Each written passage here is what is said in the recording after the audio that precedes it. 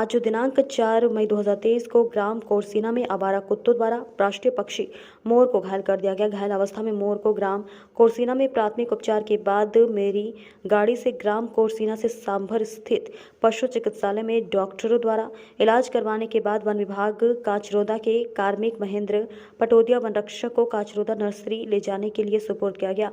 सहदेव गुर्जर प्रधान पंचायत समिति सांभरलेक व मेरे साथ शोभाराम भडाना, बजरंग सिंह व कालूराम नगल निवासी कोरसीना ने एक निर्जीव पक्षी राष्ट्रीय पक्षी मोर को जान बचाया।